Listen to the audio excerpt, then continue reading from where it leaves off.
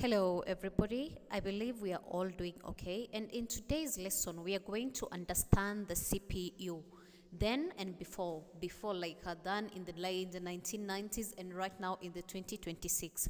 Otherwise, we thank the Almighty for all that He has done in our lives. So let us now venture in and understand the CPU.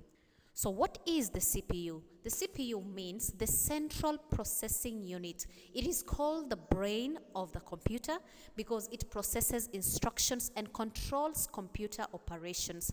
Just like the human brain controls the body, the CPU controls the computers. It performs calculations, it runs programs, processes data, controls computer operation.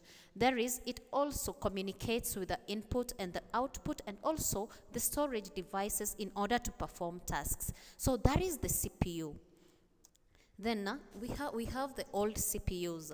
Let us mention some of them. These were the processors, the processor family used before the core series became common.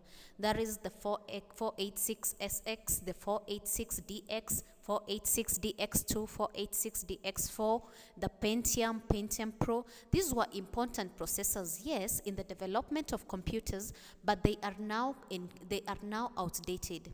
Because why are they outdated? Because they had fewer cores, usually one core, and the speed was very slow, less memory support, older architectures. Let's think of them as an older generation of engines. So they were mostly used during the 1990s.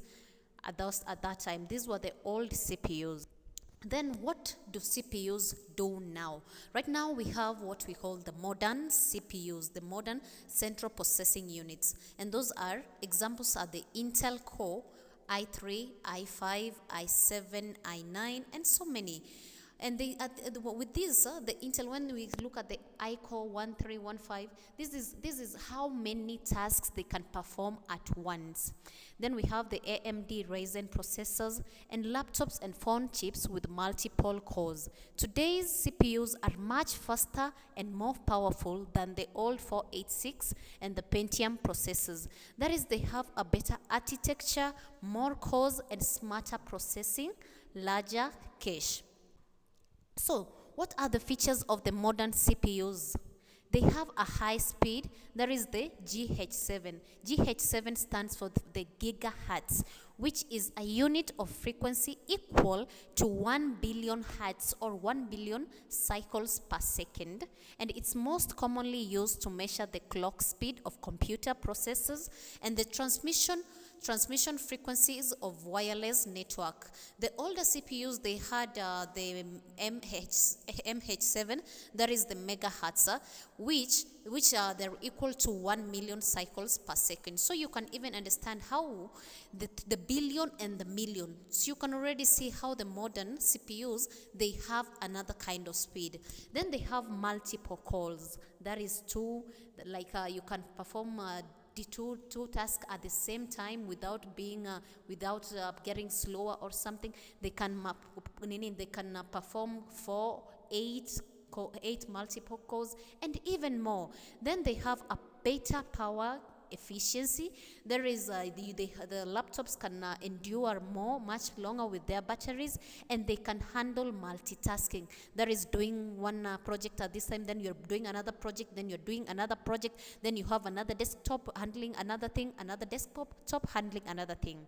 For example, the laptop that I use and most of the schools that recommend, they usually have a base speed of 2.7 gigahertz and 2 cores. That is how fast each task is processed. Then, in conclusion, the CPU has evolved from old processors like the 486 and the Pentium to modern multi-core processors that power today's computers. And in order for you to understand or to know the speed of your computer, you simply press on the control button plus the shift button and plus the ESC button in order for you to look and to know about the speed of your computer.